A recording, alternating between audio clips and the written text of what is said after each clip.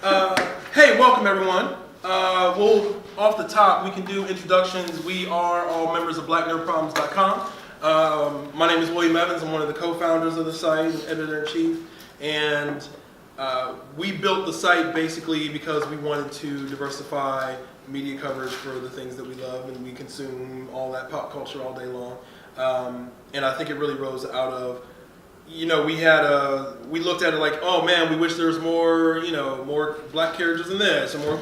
But it really also rose out of, well, when there isn't that, we wish there were more outlets that were talking about that, right? And we know that's kind of the way that we affect change, so to speak.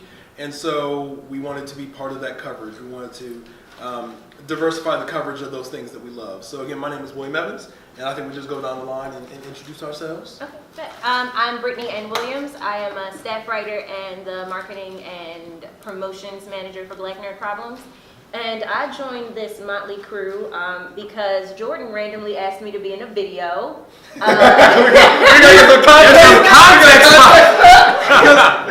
BT running Vixens right now, so we need to be clear.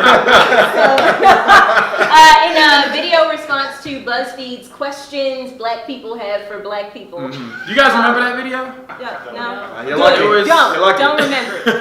But it had a negative reaction for good reason. They were all, my personal favorite is why don't Black people have fathers? So we did a response video to that, and Jordan called me up and asked me to join in with them for that, and then next thing you know, I'm talking my shit on the site, and yeah.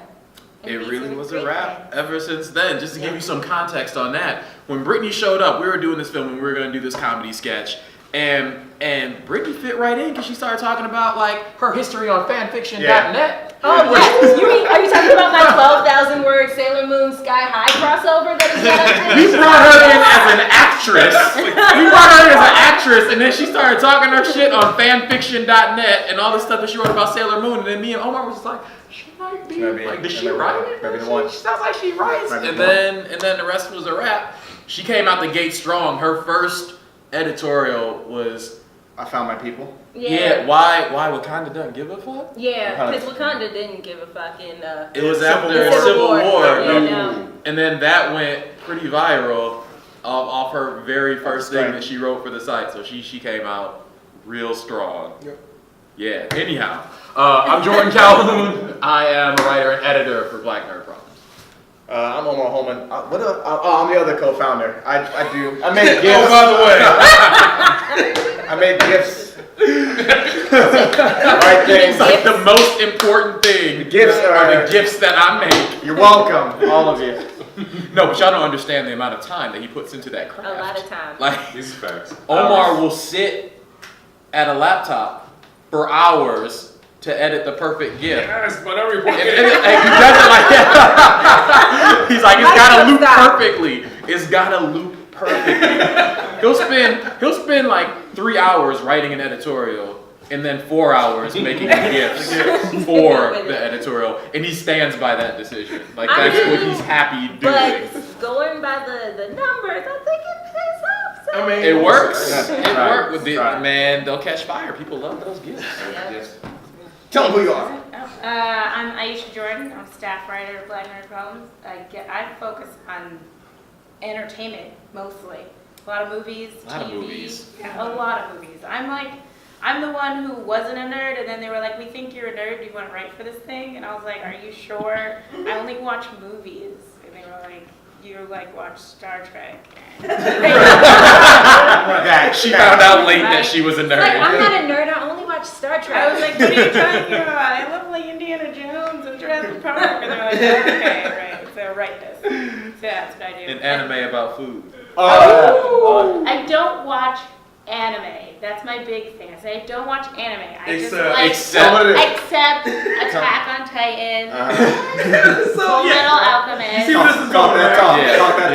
Yeah, she's a walking Death contradiction. Note, and Food Wars. The most animes. I don't watch anime except all of them. Anime. Right. But I'm not a rapper. I'm not a rapper. I'm not a nerd. Also not a nerd, yeah. Finish us off, France. Yeah. My name is France Jerome. I'm a staff writer at Black Nerd Problems. And I'm a multi-purpose nerd. I kind of like to nerd out about everything. I think I know the most about everything, but I don't. I was like, we going battle? We going for the battle? Okay, it never works. I'm always like, yeah, I like this thing. Someone's like, word, did you see this? And I'm like, you know what? I sort of like that. Right? I like that too. It's like, I guess I didn't understand. I like to focus on the POC lens and representation. Those things are really important to me, and how like the history, social justice history lines up with the things we consume. So that's what I do. Friends are activists. Mm-hmm. You know what I mean? I'll write this article, then get on the front line, son. Right? Friends, like, you coming to the protest? Omar, like, I got 30 more minutes. I'll give it. If you I'll give it If for someone's you. recording that, I got that. I got it. So I think, basically the very quick origin story is back in, it would have been 2013. Omar and I have known each other for a long time. We came up through actually the poetry unit, performance poetry unit. And we met like at the National Poetry Slam, and we just were friends. And we both were nerds. And we just had we had a bunch of consecutive moments that were like, man, like this new thing happened, but people aren't really talking about it the way we would expect. Or, man, why can't they let this person play that? That's some bullshit. But no one was talking about it the way that we expected. So we basically said, we could be doing this, right? We could be writing to these perspectives. And so we did. So we, it's basically we formed, we were operating the Avengers wheel, so to speak. Yeah. And we had a number of people that we interacted with online mostly. We had some folks that we knew like from the poetry scene, but we had a lot of people that we interacted online, whether it was like Tumblr, or we live tweeted the show, and we found we were always live tweeting the show with the same person, sharing jokes between each other. And it really was hey, so we think we're starting this new thing, you want in on it. And so we started with 9 members to begin with. I believe we stand at 32 today. And we officially launched the site back on May 15th, 2014. It's after the 4th. Is it After the 4th. No, you're right. May 14th. Yeah, it's 14th. That's how yeah, you're right. So that was our aim, and we started it with folks that we knew were nerdy and could represent things in a person of color lens. One of the things that we learned, and kind of how we named this panel, is that we talk the way we talk, and if you've been in the room for 5 minutes, you see how we interact, right? And to that end, that's how we write as well, right? We write in a voice that is very authentic to us. And I know it was a struggle for me for a while to watch like my writers be criticized for our voice, but our voice was very potent. It was very authentic. It was non-compromised. And I think people gravitated towards our ability to do that and just say, no, like, we know what you think a usual recap sounds like. This is actually how I write, though. It's not going to be part of the same, let's call it what it is, predominantly white media that you're used to consuming. And we wanted to differentiate ourselves. And weirdly, the way that we differentiate ourselves is being completely authentic to who we are. So that was kind of the aim, and that was the focus, and that's kind of what has brought us up to this. And the good thing is, it's honestly authentically how we each talk. So if you read anybody, like everybody's articles has their own style. We use our own words, we have our own like references that we pull out, and that's all very much encouraged. There's not like a push to have like the Black Nerd Problems like writing style. If you write formally, and if you write in like the traditional journalism way, great, that's how you write. If you don't, that's great too. Like, I love making up words. I'll pull the most obscure literary references and throw them in there. And like, that's just a beautiful thing that you don't get writing for other people, and especially going into like a lot of these educational programs where you're learning journalism. And especially as people of color who have to code switch constantly in this world, it's just nice to have a space where you just can settle in and talk to the page like you talk to your friends. So We all have our own voices, but people on the internet still think me and Omar are the same. We're the exact same we're person. all Omar. Right now. That's it. Omar at one point or another. I too am Omar. I have seen my own videos shared. And they'd be like, yeah, man, my man Omar Holman went off on it, just straight bars. I'm just like, That's not me. it's a video. You hear my voice, you see my face. Yeah, no, we are all Omar. It's like everybody's like, oh yeah, Omar, Black Nerd Problem, Omar. The man is beloved. So I kind of wanted to get into, and like we obviously did the introductions, but we didn't kind of really talk about like how we came to, except for Brittany, you kind of got her story how she came to Black Nerd Problems. But one of these things, and it's one of the things that we wanted to prioritize, obviously with our voice and with our perspective. I know I tell this story, so I do Game of Thrones recaps for the site, and the first time I went to write a recap, I'm writing this recap, and I'm really just being like, and then Sir Loras did this, and then he talked to Jamie, and then they went here, then this crazy thing happened. But that's really how it sounded, and like, I'm bored. I was bored. I was bored. Reiterating what the And granted, that is what most of the recaps sound like, because that's, that was the purpose of them. I'm gonna give you this summary of what happened. And I was like, but what's the point of that? So if I've watched the show, and you're going to tell me about the show, then damn, bring something new to the table, because I've literally seen it, right? And so I was bored with it, so I was like, I'm just gonna flip this shit and talk how I would talk. Yeah. And then we had a popularity rise from that, right? And people were like, oh my God, this is great, and I haven't read something like this before. I watched the show, but I didn't get that from it, and now I can never see this without thinking of this kind of a thing. And that kind of has a common theme for so many people that joined us. Jordan, I'll let you speak to it. I'll give you the intro on this. So Jordan came to us. He saw the site. He likes the stuff. He's like, oh, dope. I can get down with that. And he sent an article. The name of the article was, Why Am I the Only Black Kid in Westeros? Right. And so it's this very true sentiment of just like the lack of diversity, especially early on. I mean, like, I think when you wrote that, it was maybe in the first 3 seasons of the show or something like that. Before we got reformed slaves and shit. That was before Danny floated on the black people. Right. before she crowd surfed. Right. Before the black people kneeled to her for killing all the black people. Not sorry for spoilers there. But so he wrote that, and it came to us, and so Jordan, kind of speak about kind of what empowered you to write that, and then what also made you say, hey, I can pitch this to this site because I think that's where it fits. So I had been doing my share of writing, but I didn't have a place to actually put it. The way that I had written it, it wasn't, in my head, I could have pitched it to a certain number of traditional media sites, but I didn't expect much of it, and I was sort of sitting on it for a few weeks. And around that time was when I had stumbled across something that Will had written on Mass Effect. Yeah, it's like one of the first video games. Why don't it was something of the notion of why can't black people exist in fiction?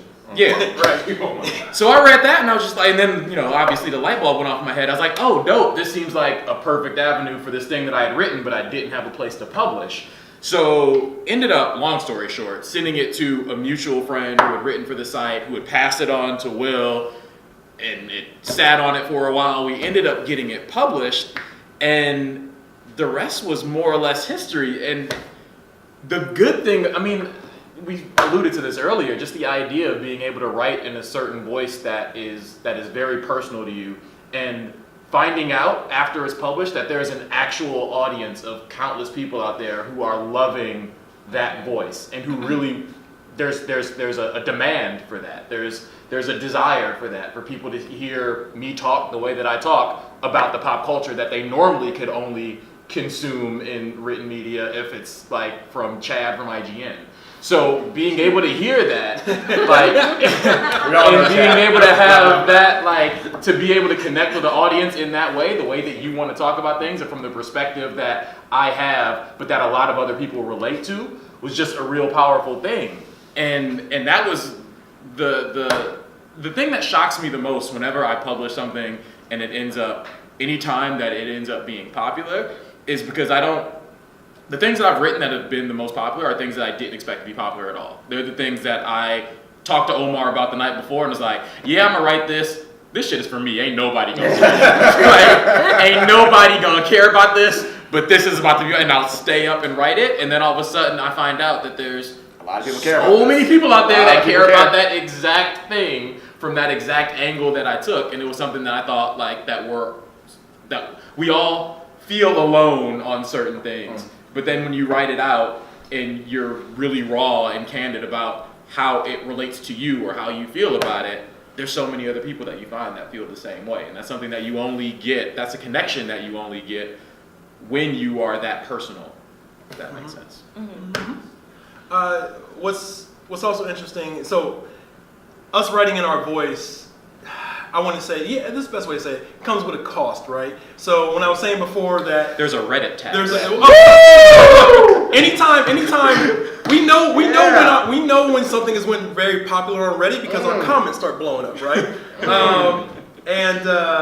So on Reddit, they're all, oh, these people can't read, they can't write, you know, because we're talking in our language. And it's so hard for me to, because I don't want to give it validity, right? I don't want to face it. And so often I'm like, man, like all of us got degrees and shit, like what, like I feel right, and but you can't do that to empower that kind of backlash. And at some point, and it took me a while, right? It took me a while of, you know, like we started Black Nerd Problems, and like when there's people slamming it, you know, especially calling us either uneducated or whatever the case may be, there's a fierce impact of wanting to defend that. But at some point I was like, this ain't for y'all motherfuckers. It just isn't, right? And that was another thing that I had to learn with Black Nerd Problems, is that we want to reach as many people as we can. We want to put it out there. We want to bring so many people under the tent. But we also have to realize that it just ain't for some people. Right? And not because we chose it to not be for them, is that they have a block that they can't see past to enjoy what we're putting out there. Right? And so That's okay. that's exactly okay. And as long as it wasn't our intention to exclude, if they chose that exclusion because they have some kind of problem with something that we're doing, then I'm very okay with that. And it took me a while, right? It took me a while to realize that, because, you know, I come from a perspective, I want everybody to read our shit. So that was difficult, but I think, you know, working through that, and then at that point, and then it made me go the other way. I was like, oh, well, if you ain't like that shit, I'm gonna make it blacker. I got Make it blacker. So actually, that was Omar and I maybe it was after we started Black Nerd Problems, where every once in a while we write something. And Omar sent it to me, or I sent it. Omar sent me something. I was like, yeah, it ain't black enough, man. Go ahead, go in, man. Like I see you holding back. I see you holding back. Don't even hold back on it. Right? I don't see the glow. I don't see the glow. Needs more black. But no, like we really push each other to be like, no, like we want to, you know, I don't want to get too heavy in with the imagery here, but we want to take the shackles off ourselves as far as being able to be as authentic as possible. Because that is really, I mean, any writer will tell you that is where the best writing comes from, right? When you've kind of like stopped limiting yourself, you've taken the roof off of yourself, and that's where we do a lot of our best work. In my personal opinion, one of my best articles got like mad reach. Like people, I was talking to like random folks about it. And I was like, oh yeah, it's this article I wrote called like an open letter to undateable Blerd men. It's not us. Can you explain where that came from first? Yeah, give some context for that. Yes, so somebody in our Slack channel shared an article that a young man had written, and it was talking about how black women hate black male nerds, and that's why he was forced to date. You know, the white Donald women. Glover revolution here, yeah, he's right? like, he said that he's forced to date white women because black women don't Won't give him appreciate the time black of day. nerds, and they're like rude to him, and it was like a whole bunch of like nonsense. Just did like And like the rage that I felt in my like It was belly rocking? in my gut. Rage is belly rocking in Rage is still building. So I like sat in my computer in my living room, and I like churned out this 1,000-word article in like an hour, maybe an hour and 15 minutes. I'll give you, and published it, and the hate started rolling in. But then like the reach that this shit got, like Afropunk republished it, and anytime I mention the title to somebody, they'd be like, oh shit, you wrote that? That was so good. Oh my God, you wrote that? That was so good. And I didn't get doxxed, thank God. But it did make it into a couple, it made it onto one message board. And I was called lonely. I was called a Negro bedwench. I was called. The wench part, yeah. Yeah. We're bringing it back. Yeah. No, they love that. That's their favorite one. And then like the number of people who are like, Dad, she's so lonely. I'm like, yeah, I'm so lonely in my living room with my boyfriend and our 2 dogs. But like, and even like, and the whole article is like laid out. And then at the very end, the most important point that the most important thing that I pointed out was that maybe the person who you're going after just isn't into you and isn't the person for you, and there's somebody out there for you, and that's okay. Like maybe there's absolutely nothing wrong with you, you're a great person, it's just you don't match this person. And there's somebody out there for all of us, but a lot of people didn't make it that far, so they were just like, she a hater, she's just a hater, she hate everybody. But, and like Will was like, I don't know if you wanted to put this out, maybe we should pull this article. I was like, no, put it out. Put it out, yay! This is my black nerd, son! This is my black girl nerds! Yeah. Pixels!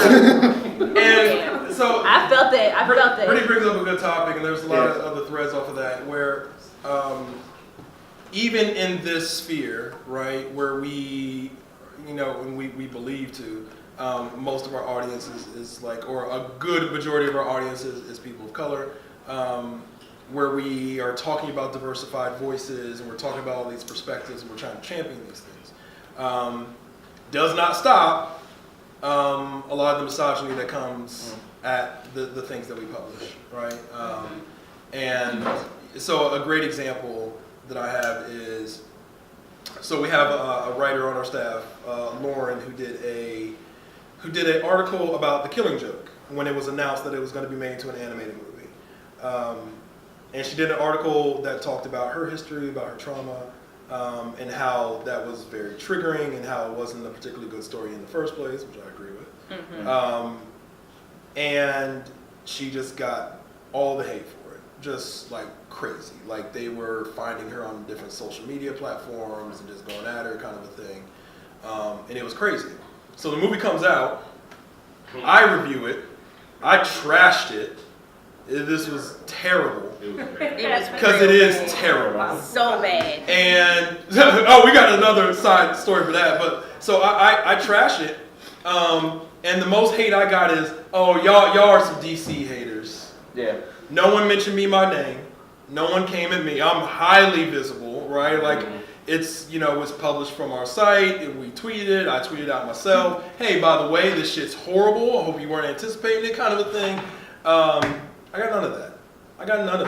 I got people that are like, I liked it. I didn't think it was that bad. That was the most harsh, pointed criticism of the article that I got. And Lauren had basically written a more personal, but the same damn subject. And it went on for a couple weeks. And so then we had another example like that where Izetta wrote about how they did the Powerpuff Girls and about her backstory. And the response to that was amazingly disappointing as far as how personal that got. And it's one of those things, we have enough evidence to show, like, if we had a guy identified individual write that, I have no question. Like, no one ever comes to me. And we stay in a perpetual state of wishing. And we tear down some shit. Right. All the thing is, it's like the site has an assumed maleness to it. So unless you explicitly write something from and it's very clearly from a female perspective or from like a femme perspective, then they just assume that a dude wrote it. Like I've had responses on articles I've written with my name on it. And they've been like, yo, he really broke that down. Great. Yeah, that's shit. Honestly, as much as it sucks that everybody assumes that all the writers for the site are men, and that's not true. I think we're like almost, we're not half. I think there are more women than men. Yeah. So like there are more of us, and so we write all from our own perspectives, but it does give us a kind of shield to a certain extent. Yeah. Because they're not going to argue down a man the same way they argue down, or they are like they don't. As soon as you present femme, your opinion is challengeable.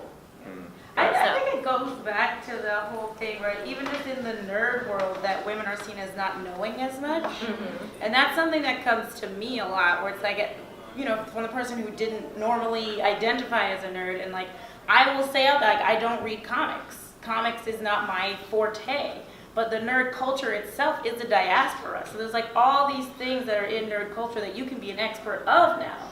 But then when you come to the table, like, you're supposed to be an expert on everything. So I think for women, a lot of people think like, oh, does she really know? Like, does she really know this? Does she really know that? And like, we run a podcast and we were invited to come on someone else's podcast once. And they're told, sorry, Francis, my husband, they told France, they were like, does she know things though? Like, does she know things? That Because was like, it. Hit me in the DMs. Like, yo, does she know does stuff? she know? Because like, she asked a lot of questions on the show. I'm the fucking host. I ask the questions so that they can answer it. Like, Right. what are you talking It's about? like, But wow, you because I asked a was lot a of woman. questions. I'm a journalist. Do you know things? So like, I went there ready. I was like, they were like, just so you know, I was like, all right, I gotta talk all the time. I gotta be like, no, let me talk, you know. But it was good. But being a woman and having to always be questioned whether you have the actual knowledge in what you're doing, I think that's what comes with the backlash too. It's Yeah, like, you don't it really know does. what you're talking about, and I can tell you what. And I'm like, try me. Yeah, exactly. Try me. Yeah. So but the whole and everybody being Omar. You know what I'm saying? It helps. It helps us in a way to get like certain things out. But then because you see the difference as soon as it's something like Izetta's or Lauren's article or any of us who write something where it's or my article, like it, and it's backlash from so many different angles and like. Yeah, and it's very loud, it's very aggressive, it's very violent, and it's hard to avoid sometimes. And it's like, you know, don't read the comments, and we can't reply to comments on the site. Right. That's a rule. We don't. We can reply on Facebook, but not on the site. And like, it's just Yes, we can. sometimes it's hard to just like sit there and take it and ignore it, because you know, at the end of the day, we're real people sitting behind like, and we put our hearts into what we write, and it's not just like. Yes, it's informed opinions, but it's also a lot of ourselves. And so to just have people tear that down for no reason, and to have yourself be questioned like, oh, do you know things? And not even, I'm mad about that. Afterwards, let me know who that was. Does she know things? And to ask her. So Brittany alluded to Like, you didn't come to me. in comments. So Jordan is our bulldog in the Sniper. Facebook comments.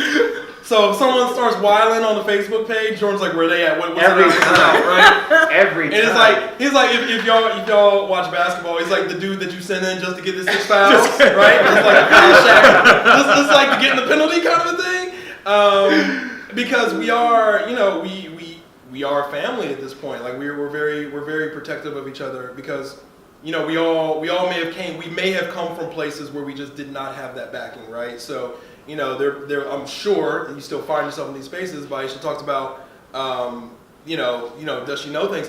I'm sure, even previous to Black Girl Problems and posted that she's going to be in a room where people are treating her like that to her face, right?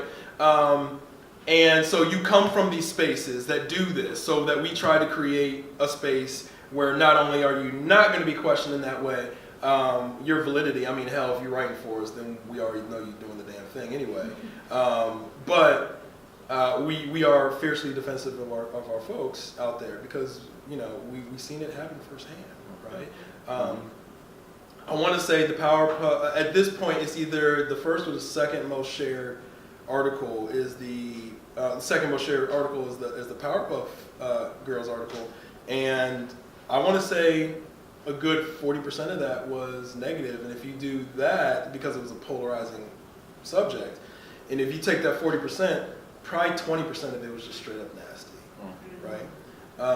And there's still, we need to, and I'm talking as the community at whole, we need to build a better mousetrap for that. We still don't have a way to actually we can call people out, but you start calling people out like, hey, that's a bullshit.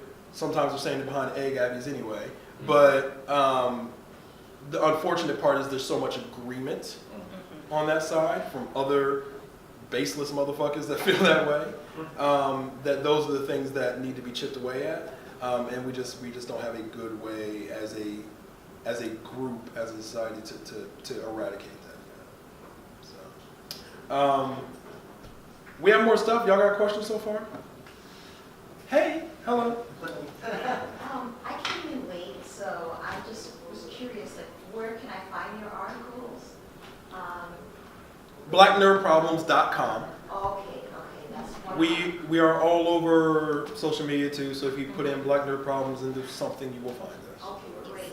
So, so are you just, when you write articles, you're discussing stories, fictional stories, and relating it to the non-fictional world, or do you publish fiction as well? So we are. We do publish. We do publish. Oh man, I forgot about that. We do Yes. publish fiction. I want to come back to that. The majority of the things that we do are some kind of critique or editorialize on something that's happening. So we do comic book reviews, we do TV reviews and recaps, things like that. But we also obviously respond to certain things coming out. One of the things that we love to do that we have a lot of fun with is like we respond to like trailers and stuff like that when trailers drop. And so here's my humble brag moment. I swear that more people probably read my trailer response to was it Bastille Day? Than the actual movie. Then actually went and saw the damn movie. Yeah. Raise your hand if you have seen Bastille. Hold on, I got They changed name. the name. They changed the name. Oh yeah. What was the name? Oh, yeah. With Idris. Where Idris is getting his James Bond on. Yeah. And I went just crazy on that write-up, like, oh my God, we could be doing this. Ain't nobody see that shit. Idris and Rob Stark. But like we have fun doing that. And so here's actually, you know what? I did have some pointed criticism. Oh yeah, are you gonna get to that? I would go to hell. On what you didn't do. So here's part one. Woo! Part one was when Birth of a Nation trailer first came out. Yes, yes. And Thank you for I that. was excited as a motherfucker about it. I wrote this. So I'm at work. I work a regular 8 to 5 job or whatever. I'm in the middle of work when I see that trailer. I'm like, oh, I'm going to the bathroom to write this shit. I can't even right. I'm taking my break now. And I wrote that shit. I said, Omar, I don't know what you're doing, but I need you to go ahead and push this out. I guess I'll just, And I wrote that shit. I had fun with it. I had to fill in the curses too, because the underscores in your I got the work filter, right? So I had to like put the underscores where the curses were at, and so it was like F_CK type shit. And he got to put the letters in. Right? Hey, this is how we operate, right? So we put that out. It does crazy traffic, and everyone's excited about this movie. And then we started learning more about Nate Parker, right? And so then, after so much shit was coming out, and we were very hyped. And actually, the other part of this is like I had an invite to go review it early at like the museum that was showing it and everything in my city. And gotta make a choice. I just at some point I was like, you know what? I'm making the decision. We're not going to review it. I don't want to waste the space on it. I don't want to, even if it's not good or whatever. I don't even want to cover it.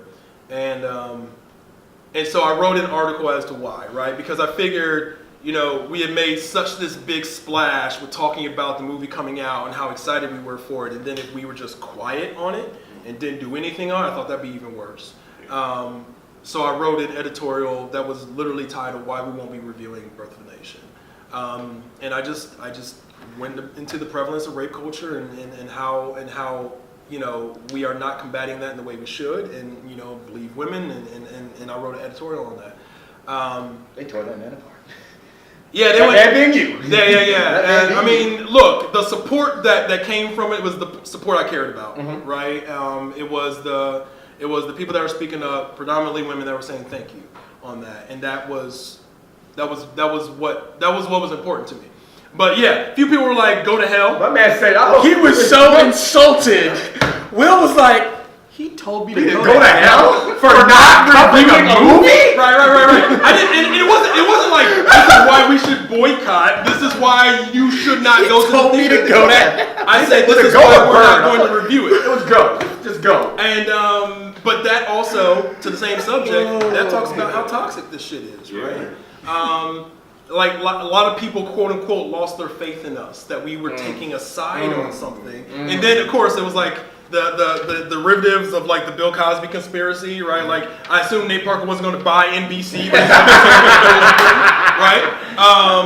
And so it was like, why you letting the white media hold the black man down? It's like, y'all gotta be kidding me, right? And so that is again speaking to, we ain't doing that shit well enough, right? That's doing it well enough. So I know I personally appreciated you just putting that out there and saying like, we're not going to review this movie because if in reviewing this we are saying we support that. And I read that article and it really made me feel safe staying and like writing on the site and like being able to like be open with you guys and like really put my heart out there. And it's been that, and then there have been other things that you've done and said to kind of keep the site a safe space for those of us who may have trauma attached to certain things, and so we don't like, it never gets to feel like a boys club.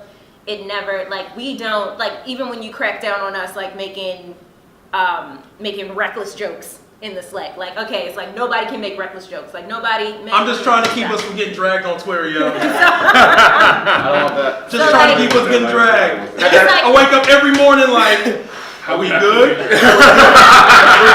Got that resignation letter right there. Got that So here's a get back to this real quick. So here's a perfect scene if you want to know Omar and I's relationship. So have y'all seen? I assume a lot of you have. You seen Captain America: Civil War?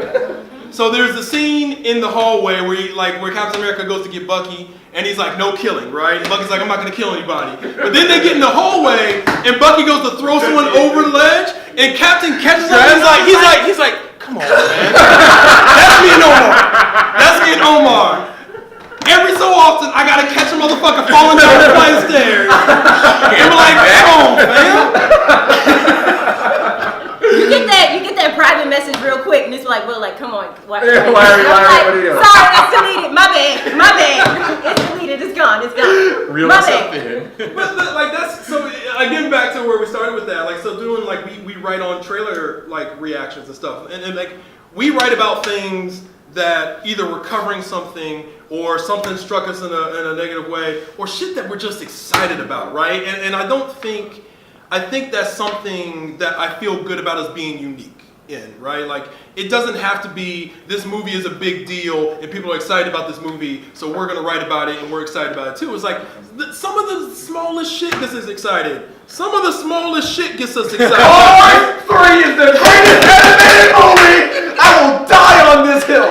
Cars 3. We've all heard this speech 3,000 times. Cars 3,000. 3. We have all heard He it. came back. He came back on Doc's name. We have all heard in the gym. I don't understand. None of us have seen Cars 1. You should see it. He's been preaching this gospel Don't to see an empty congregation for over a year. Thank you. Thank you. Every time he converts a new member, he gets a surge of validation. He's just like, I told you. I'm validated. I'm validated. To 3. Exactly. I see you I Cars shed a tear. 3, and I raised you Barbie Life in the Dream House. Barbie Life in the Dream Houses, man. That's what your words. I come back to him like, look.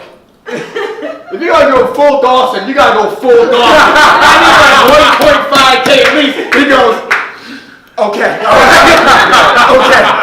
Okay. Well, Cole had my soul beat. I heard it. I was like, what? It just, oh my God. That's the thing. When you write a guilty pleasure and you put it in the WordPress, and then the editor And then comes you win back and they be like, man. "Are you serious?" It's like, yup. Yup. Yeah. That's Yeah. true. Yeah, true. Barbie Life in the Dream House. Yeah, they converted me. all hit me up. They were like, good. Barbie Life in the Dream House? I'm like, but have you seen it though? Did you watch it? Yeah. It's good. Yeah, it's good. And now I think just about everybody's seen it. Yeah, I watched it all the way through. It's okay. Let's not ignore that. One of the things that I know is a priority for me, as you know, kind of running the day-to-day things of the site, is that one, for our members, that they have a comfortable space that they're in, right? even to the point where like people are like sometimes I'm like, God damn, well, but I try to be as transparent as possible. I try to be as upfront as possible.